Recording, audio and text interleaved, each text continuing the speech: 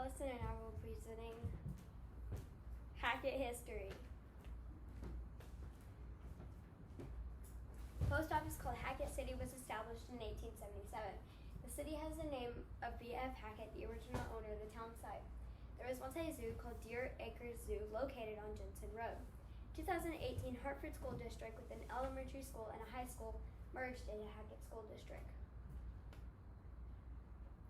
In the 1880s, Hackett had 400 houses and a 3-story hotel was built at the cost of $6,000.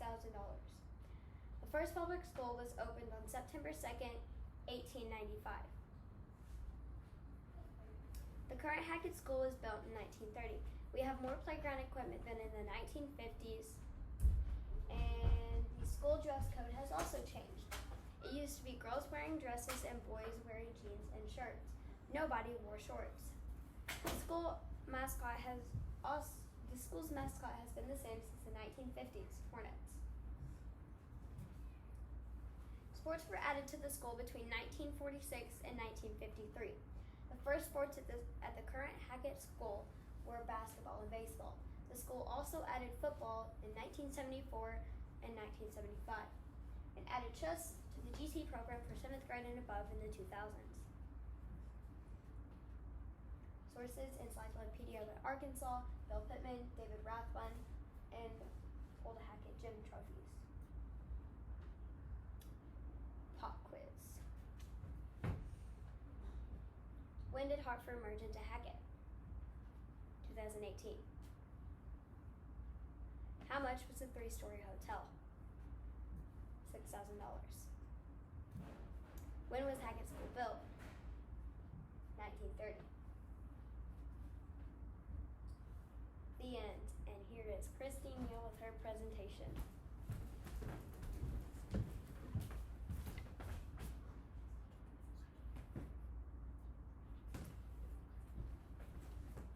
History of Hackett. What businesses were in Hackett? During Hackett's peak in the 1880s, it had 40 stores, 4 photograph galleries, 4 saloons, 5 restaurants, 3 blacksmith shops, 2 livery stables, 4 lawyers, 11 physicians, and 1 dentist. What community gathering or events were here? We entertained ourselves and played football and went hunting and fishing came from my grandpa, Harold Neal. What was the highest population in Hackett? The highest population was in the 4 years of boom time, in 1882 through 1886. Because they had coal mines, it was 3,600 through 4,000 people. What was it like in the 1920s? Highway 45 was built in the 1920s. Fun fact, I live on Highway 45. What was the school like in the 1920s and how many students? The school was very different because back then they taught different.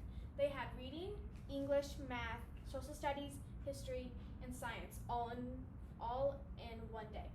These students did not wear uniforms. They played tag, marbles, hopscotch, and teachers did not supervise the kids at recess. This is the only mascot we have had.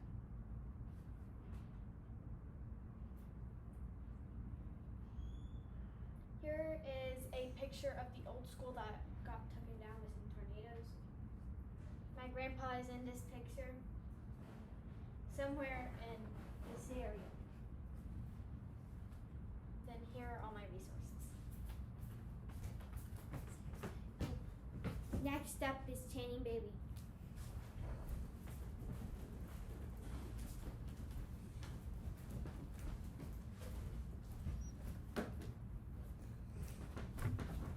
Hi, I'm Channing Bailey, and today I'll be telling you my presentation on Hackett history. In the late 1930s, this was during the Great Depression. They had to hunt and grow their own food. They went to shops and bought huge flour sacks, and whenever the flour was all gone, they used it to make dresses. They wore brown socks and would have to walk a mile to get to school. There was always food at the table, but they had to share their rations. In the 1940s, that 16 and 17-year-old boys wouldn't get to graduate because they had to fight in World War II. Fighting at a young age was dangerous, but the young adults put their brave faces on and fought, but some sadly died. These soldiers were some of the many others put down in history. On September 2nd, 1945, the war was declared over. They would dance and cheer. They had memorials for those who had passed. This was truly one of the greatest days in history. During World War II, from 1941 to 1945, Hackett was very, very different. People started moving to bigger cities that had bigger jobs to build supplies and or weapons. Thank you, and next up is Rodney Stiles. Hi,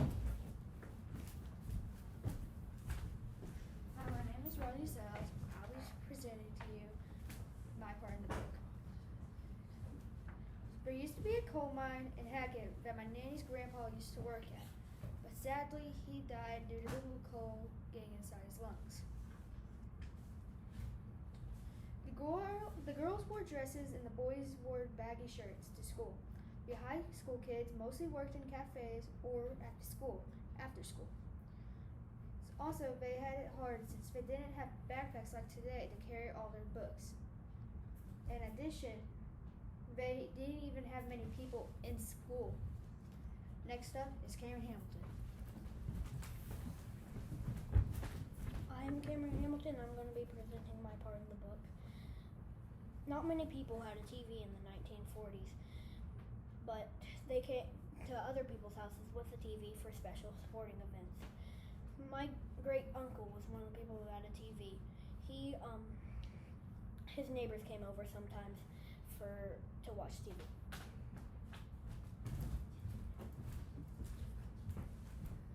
Hi, I'm Katie, and I'm going to be presenting Hartford history. Hartford is very old. It was a community in the 1800s. A post office was put there in 1847. It was incorporated into a town in the 1900s.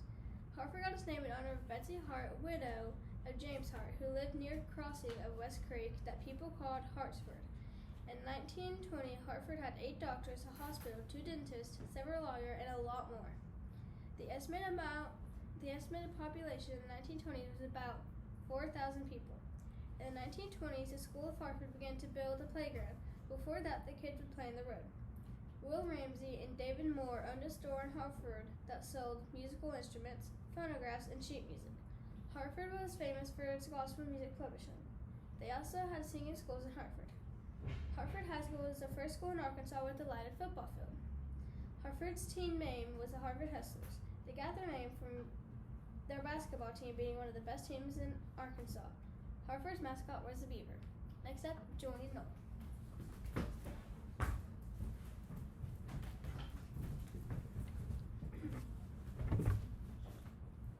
Hello, I'm Julian Noel and I will be presenting my part in the book.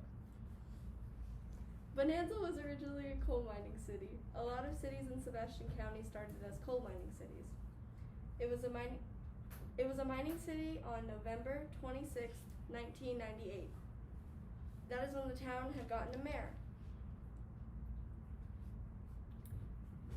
In 1900, Bonanza had a population of 906 people. In the year 1950, Bonanza had its own elementary school. The school had a principal named Miss McKinney. She was well liked by the students and dedicated her whole life to teaching. She was also one of the most active members of the school administration. Miss Opal Wilkins was the teacher in the 1st, 2nd, and 3rd grade classes. She taught my grandfather in the 1st grade.